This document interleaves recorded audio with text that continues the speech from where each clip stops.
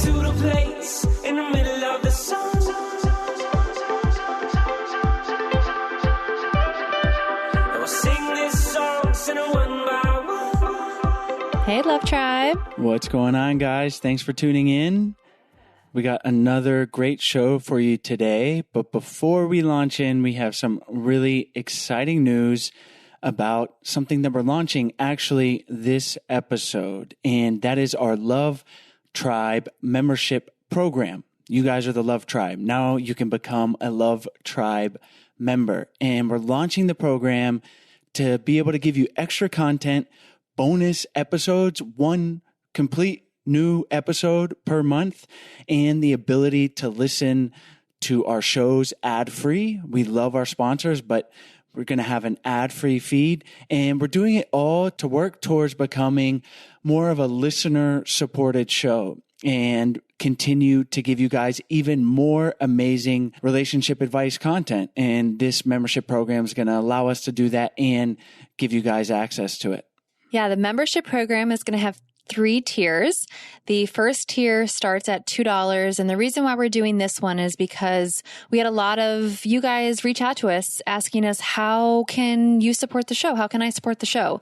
And so this $2 tier is basically the price of a cup of coffee. You can support us and show us that love and be a Love Tribe member. Yeah, it really helps even just that. And you're going to feel great about doing it too.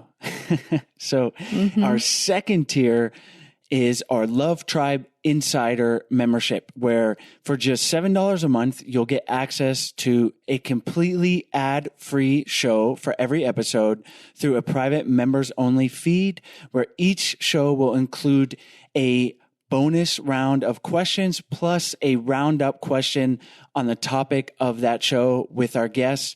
And these are really just super actionable tips that you're going to be able to take home. And you'll see in today's show that we actually launch into the bonus section. And if you're not a member, you won't hear it. And then we'll tell you how to sign up, and you'll get access to all these bonus questions, the ad-free show, and you're going to love it.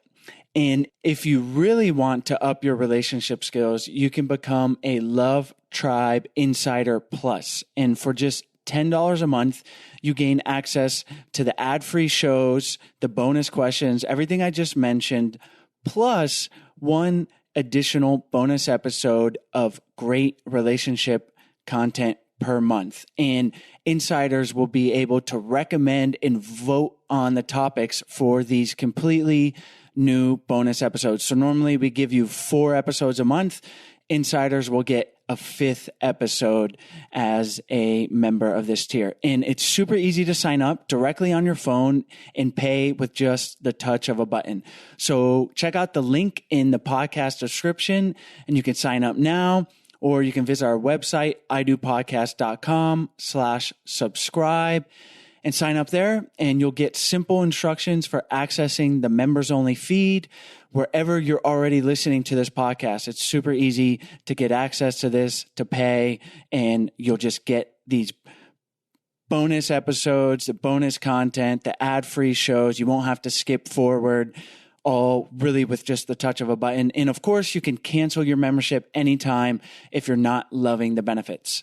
And we really appreciate you guys, and we're excited for this new way for you to support the show and for us to be able to continue to bring you the normal great relationship content that we're going to continue to provide for free. But now we're just going to be able to bring you even more great stuff and actionable tips, and you'll be able to support us more directly. Yeah, we are super excited to be able to provide you this extra content. We hope you guys love it. We do.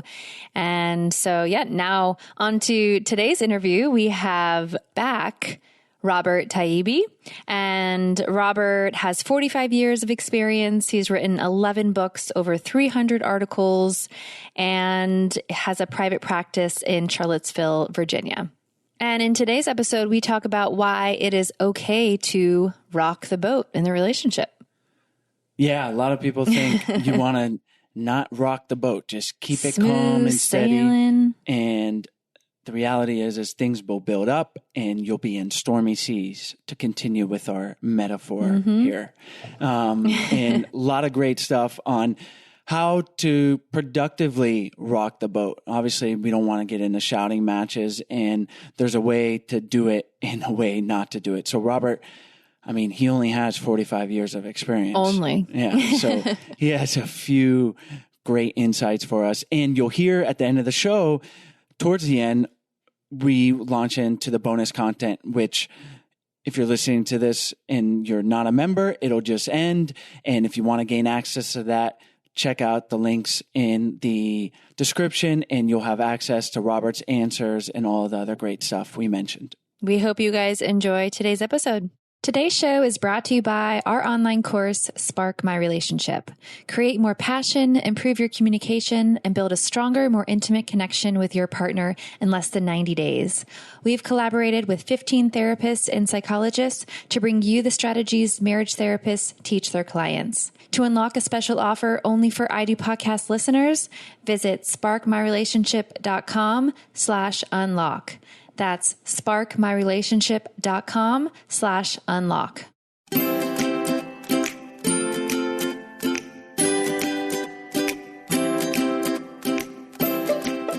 Hi, Robert. Thank you so much for joining us on the show.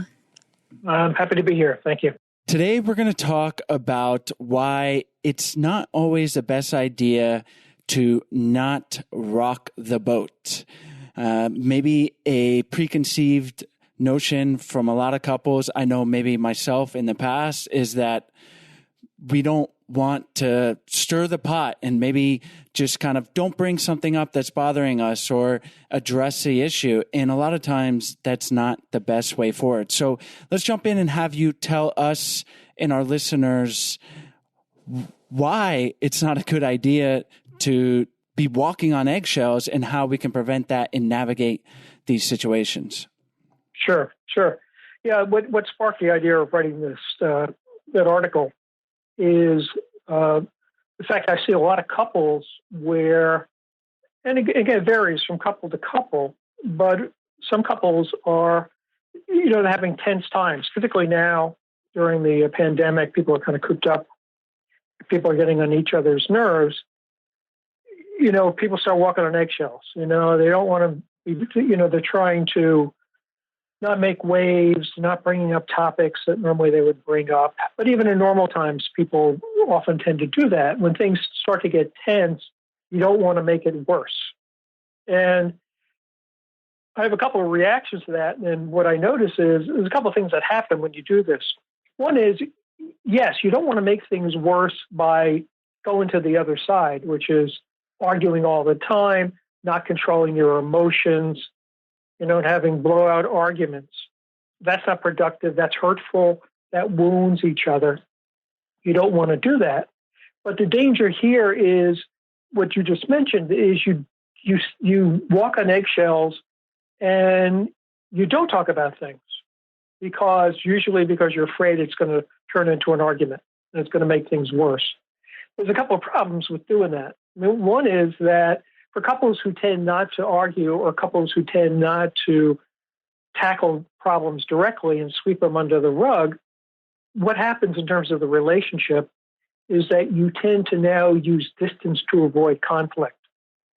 So instead of arguing about stuff, what happens is we say unsafe topics. There's a whole bunch of things over time that we find out we don't want to talk about. These problems don't get solved. And they're kind of like landmines that are under the carpeting, and you're kind of walking around them, and you're trying to avoid them. And what you're down to, and I've met couples, and you probably have too, where after several years or many years of doing this, the only thing they safely talk about is the weather, or the grandkids, or something about what's going on the job, because all other topics are kind of off limits. And so instead of having intimacy and closeness, what we have is just distance and roommates and parallel lives. So you don't want to do that. The other problem is that periodically you step on these landmines. Somebody has too much to drink, somebody's in a bad mood, somebody's too stressed out, somebody makes the wrong kind of comment that's taken the wrong way, And all of a sudden, the tension that's always in the air, that's been building up over time, explodes. And now they do have that big fight that they were afraid of having. Now they do have this kind of blowout argument. And what happens now is instinctively they go, oh my God, that was awful. And now they work even harder to kind of sweep stuff under the rug because now they feel like, okay, we have to walk on eggshells better. The solution here is we need to walk on eggshells better so we don't have this happen again. The argument just verified for us why it's dangerous to talk about stuff. You don't want to do that either. And the other thing that's implied by all this too is that you're not solving problems. So again, if you've been together as a couple for any amount of time, and you're not tackling problems, but sweeping them under the rug, they just stay there. I see a lot of couples where they have a big argument, they do a good job of making up. The next morning they go, I'm sorry about last night. Me too. We okay? Yeah, we're okay. Can we have a hug? Yes, let's have a hug. Whatever. But they don't want to go back and talk about the topic because they're afraid it's going to turn into another argument.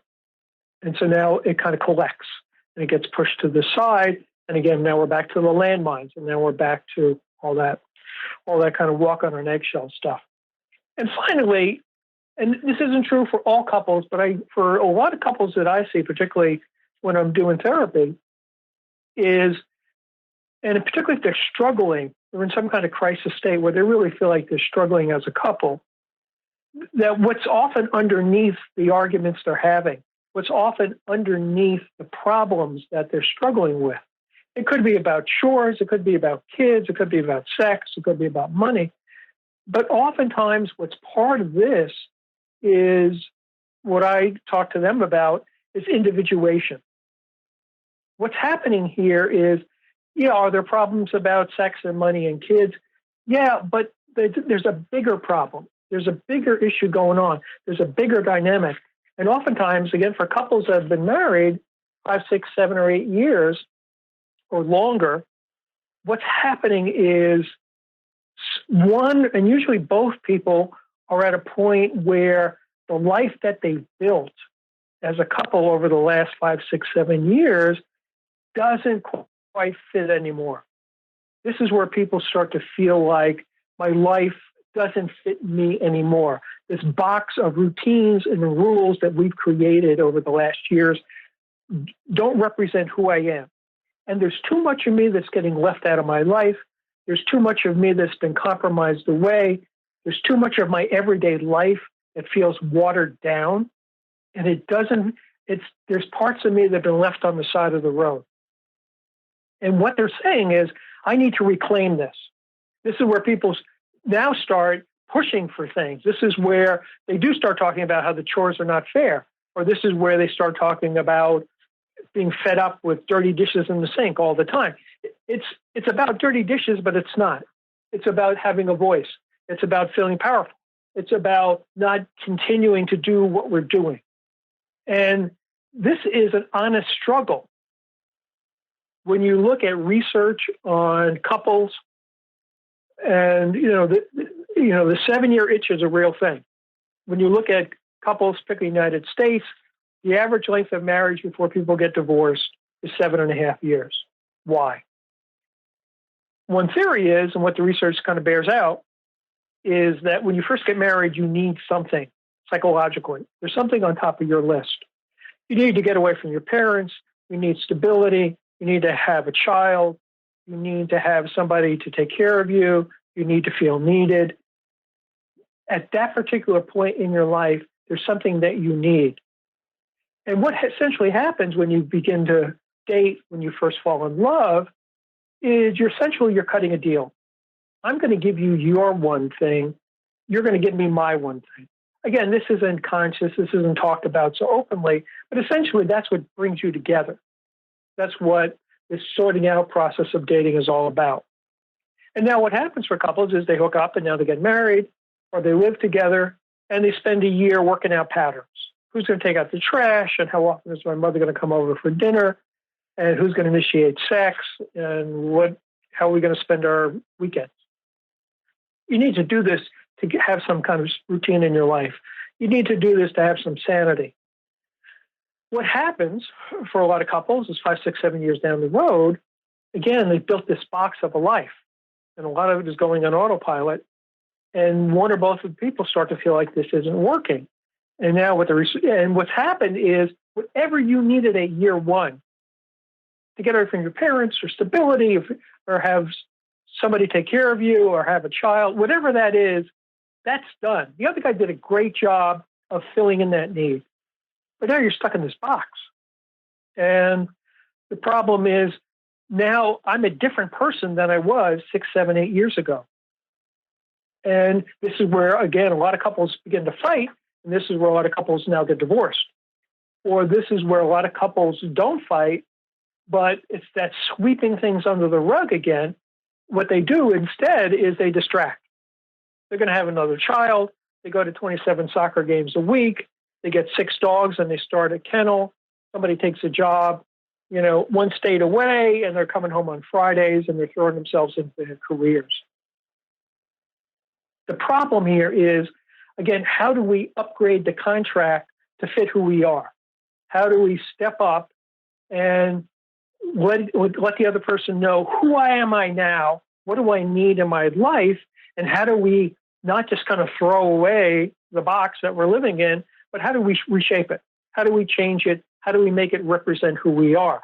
This is about challenging each other. This is about getting stuff on the table. This is about not walking on eggshells. Because if you walk on eggshells and you start sweeping things under the rug, or you distract, or you get the kennel, or you go to the 27 soccer games a week, you're not dealing with the real issues. And it's going to come back and get you. As the kids get older, as you get older, as you start feeling like you're missing things in your life, you're setting yourself up for a huge midlife crisis. So you want to be able to get stuff on the table. You want to be able to rock the boat. And the counterintuitive part is not just kind of sweep things away and try to reduce tensions, but let's have honest adult conversations about where are we at and what do we each need as adults. Can you talk a little bit more about the process of stepping back and what couples can do to initiate that conversation and what it looks like in a relationship to start that change? But before we continue on, we want to tell you about today's sponsors. Today's episode is brought to you by Thrive Market. What if I told you you could get high quality organic and non-GMO groceries delivered to your door for a lot less than you're paying right now and help out families in need? That's what I'm doing since I discovered Thrive Market. And as a proud Thrive Market member, I get all the products I love, and my paid membership provides a free membership for somebody in need, like a low-income family, teacher, veteran, or first responder. Thrive Market tailors to over 70 different diets and values, like paleo to keto to plant-based. They deliver the highest quality organic and non-GMO food, and they also offer clean beauty products, bath products, pet staples, non-toxic cleaning products, plus ethical meat, sustainable seafood, clean wines, and so much more. I just did a huge shopping trip on Thrive Market, and I got all of my favorites, which basically range from desserts, like these delicious brownie mint chocolate cookies, like unbelievable, to eye cream and face lotion. So I'm loving how I can pick and choose exactly what I want at the best price. And as a member, I'm saving 25 to 50% off traditional retail prices. And their carbon neutral shipping is free on all orders over $49. And not only do I feel great about getting a deal with all my favorite clean organic products, but I also feel great about helping to support families who need it the most. In addition to the membership matching, Thrive Market is matching donations to their COVID-19 relief fund dollar to dollar. So Thrive Market is working 24/7 to make sure members are getting their groceries delivered as fast as possible. And you can learn more about their commitments to their customers and membership matching on their website. Try Thrive Market and become a member risk-free. Go to thrivemarket.com/IDO. Join today and you'll get up to $20 in shopping cart credit toward your first order. That's Thrive, THRIVE market.com/IDO to start your risk-free membership and get up to $20 toward your first order. thrivemarket.com/IDO. Today's episode is also brought to you by our online course, Spark My Relationship. Do you guys want to create more passion, improve your communication, and build a stronger, more intimate connection with your partner in less than 90 days? Yes, sign me up. Then you guys need to check out our online course, Spark My Relationship. It is an online course, like I mentioned, that we created with over 15 therapists and psychologists to bring you guys the strategies marriage therapists teach their clients. We talk about it on the show. Relationships take work. Sometimes they function pretty easily and you coast along, but we've found the reality is you have to do work sometimes and to make them better, or to change them so that they're more satisfying for both partners. And you've made it here. You've made it to listening to our show. So you guys probably already know that a little bit, but what you might not know are the specific tools and exercises that you need to create those lasting and positive improvements in your relationship. And like Chase said, change does not happen on its own. It takes hard work. And that's why we created the course. Spark My Relationship is designed to infuse your life and relationship with fresh passion, skills, and wisdom. And it's a self-paced journey that's perfect for turning up the heat, having some fun together, and revolutionizing your intimacy and communication. And just some tools and strategies that the course includes is how to eliminate unhelpful old habits, develop mindful awareness to help improve your stress management, learn healthy and successful communication tools, create a deeper and more intimate bond, and strengthen your couple microculture, which you will find out what that is in the future together. So for our listeners only, we're offering a special of $100 off the course. Visit sparkmyrelationship.com/unlock to unlock your discount. And there is a 30-day money-back guarantee, so there really is no reason to not give it a try. So go to sparkmyrelationship.com/unlock for $100 off. Sure. I'm a big fan of couples ideally doing this on their own periodically. My wife and I, we have this tradition that on New Year's Day, we sit down and we talk about goals. We talk about concrete goals for the year, where we might want to go on vacation, or what kind of projects we want to do around the house, or we talk about individual goals, what she may want to do with her career, or what I may want to be doing. But we also do a retrospective about the year, both in concrete kind of ways about, okay, what happened this year? Somebody died, we had an anniversary, we had whatever. But it's also a retrospective about what's the state of the union. And I like this tradition for us. It helps us kind of stay up to date. And when I see couples get in therapy, I'm encouraging them to do this periodically.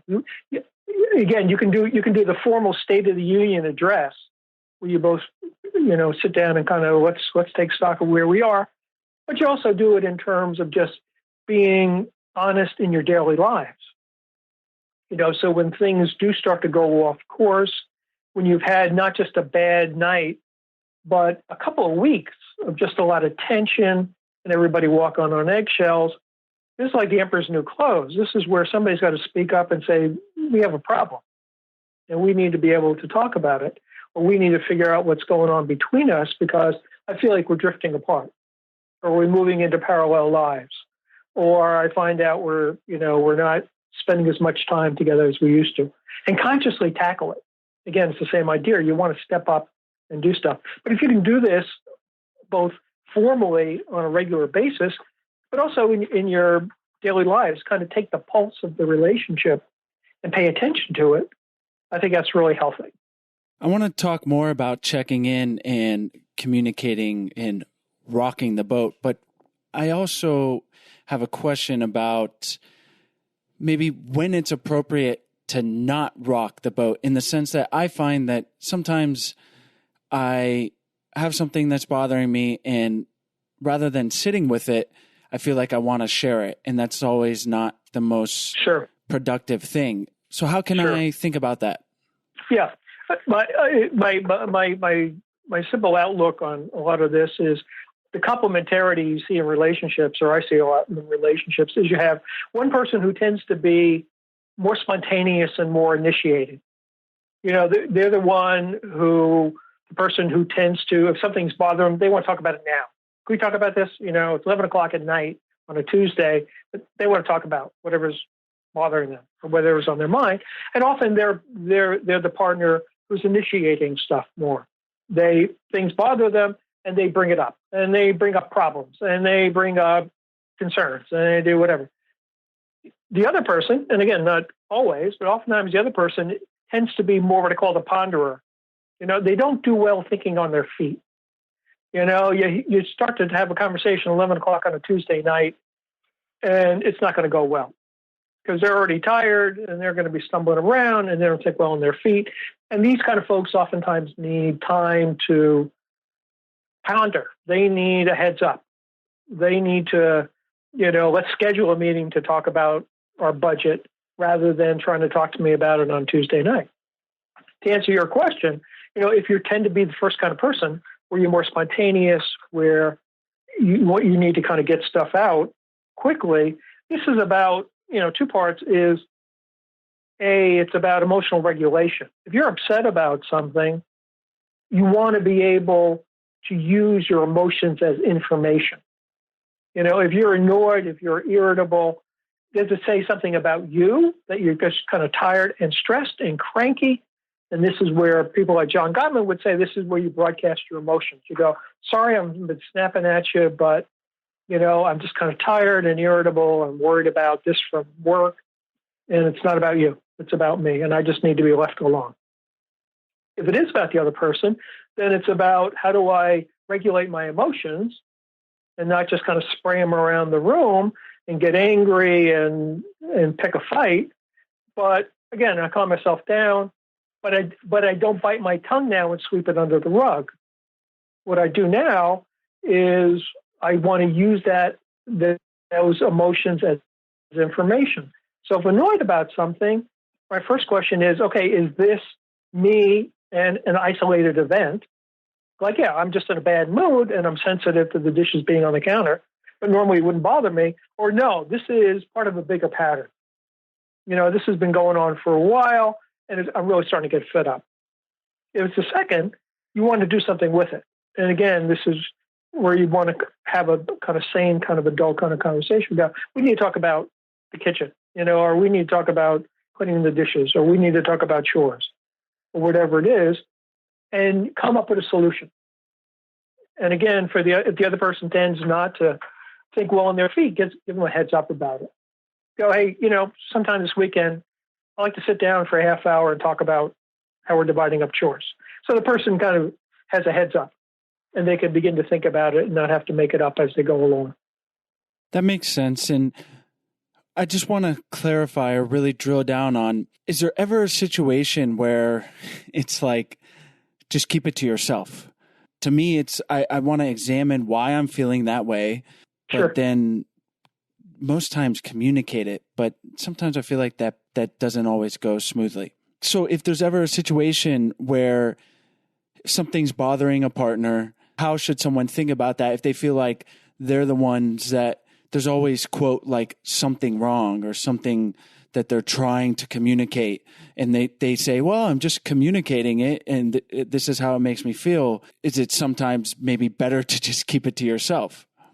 Well, yeah, again, I mean, what I was trying to say before is, again, you do want to slow it down to kind of figure out what's making you tick and what's motivating you, so am I annoyed by the dishes on the counter because I'm in a bad mood because I'm tired and stressed out from my day? Or is it a part of a bigger pattern? And I may need to think about it or reflect on it or wait till next time it happens or till the next day and see if my attitude changes. Part B, though, is one of the things I talk about with couples is that having a conversation is like driving a car. And there's two parts to driving a car. Part A is before you get in the car, figure out where you want to go. Before you start a conversation, figure out ahead of time, what's the point of the conversation? For sometimes it may be, I just need to vent. It's not about you. I just need to talk about my day. I just need to get something off my chest. You don't have to fix anything. I just need you to listen and let me get it out. Or it is about, we need to talk about chores, or we need to talk about the kids or their bedtime or whatever. But figure out what the point of it is.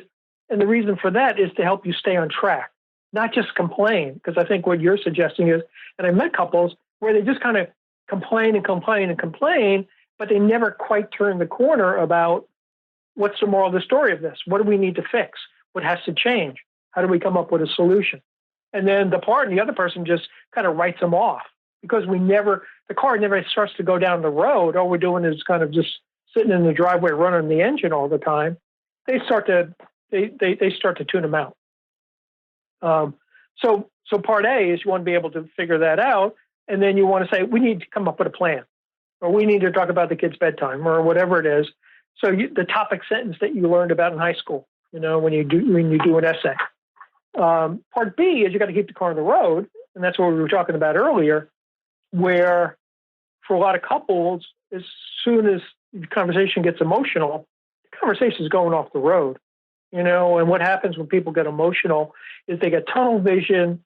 They want to make the other guy understand what they're saying. They start stacking up evidence to make their case. They start talking about text messages and what their mother said last year and all kinds of other whatever stuff.